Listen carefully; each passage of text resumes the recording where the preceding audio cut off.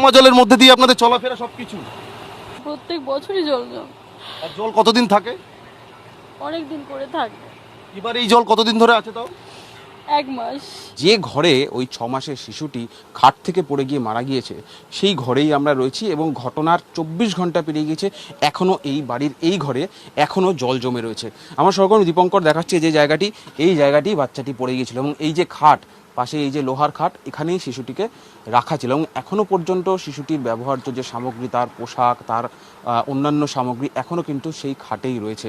এখান থেকেই তাকে শিশুটির মা তাকে শুইয়ে রেখে যায়, ঘুম পাড়িয়ে রেখে পাশে গিয়েছিল, তারপরেই এই অঘটন ঘটে যায়। এই শিশুটির মৃত্যুর প্রায় 24 ঘন্টা পরও এখনও কিন্তু সেই ঘরেও জল বর্তমান, সেই দেবীনগর এলাকায় শামুক ভাসছে, মরা শামুক, জলের বোতল, গ্যাস সিলিন্ডার থেকে শুরু করে সমস্ত কিছু ভাসছে এবং এখানে প্রত্যেক বছর এই পরিমাণ কিন্তু জল জমে বা বৃষ্টি বাড়লে জলও বেড়ে যায় এবং মাছ ঘুরতে দেখা যাচ্ছে। এই জল, এই জমা জলে কিন্তু মাছও ঘুরছে, কারণ পাশে জলাশয় রয়েছে, সেখান থেকে জল চলে আসে এবং এই জন্যই কিন্তু এখানে যেহেতু জল জমে, এখানে যারা শিশুটির বাবা ইট দিয়ে খাট উঁচু করেছিল যাতে জল কোনোভাবে পৌঁছতে না পারে। বাড়ির সর্বত্র কিন্তু কোথাও হাঁটু সমান জল, কোথাও বা পায়ের পাতা ছাড়িয়ে জল পৌঁছে গেছে। আমি যেখানে দাঁড়িয়েছি আমার কিন্তু প্রায় এই সমান জল পৌঁছে গিয়েছে এবং ঘরের ভেতরেও প্রায় এই সমান জলই ছিল।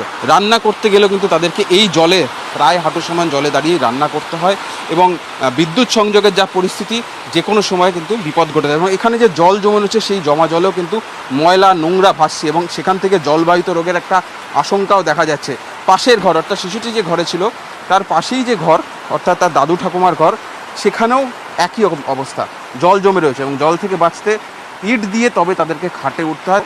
এখান থেকে বেরোনোর রাস্তাটাও কিন্তু জল রয়েছে এবং বিপদ কতটা ভয়ঙ্কর, গেট থেকে বেরোলে এখানে দেখা যাচ্ছে ইলেকট্রিক মিটার, বিদ্যুতের তার, অর্থাৎ প্রত্যেক মুহূর্তে বর্ষাকালে যখনই জল এখানে জমে যায় তখন থেকেই তাদের বিপদ শুরু হয় এবং এখন আবার বৃষ্টি শুরু হয়েছে, যেটা স্থানীয় বাসিন্দারা এবং এলাকার বাসিন্দারা দাবি করছিলেন, যারা বলছিলেন যে জল কিছুটা নামতে শুরু করেছে, কিন্তু বাইরে আবার প্রবল বর্ষণ শুরু হয়েছে। আগে 4 দিন জমে থাকতো, এখন 4 ঘন্টায় নামে। একটি শিশু খাটে রয়েছে, সেখানেও জল যখন ঢুকেছে তাদের অভিভাবকদের একটু সতর্কতা, একটু সাবধানতা, একটু নজরদারি বোধহয় দরকার হয়। মুখর মুখপাত্র শোনাচ্ছেন যে 4 দিনে জল নামতো আগে, এখন 4 ঘন্টায় নামে। এলাকার কাউন্সিলর প্রশান্ত দাসও কিন্তু ওই অজুহাতি দিচ্ছেন। আমি আসার পরে জল নিকাশি প্লাস রাস্তাঘাটে ডেভেলপমেন্ট 60%-এর উপরে রাস্তা ডেভেলপ করেছি। এই যে শিশুকন্যার মৃত্যু, এর জন্য কার দায় কি বলবেন?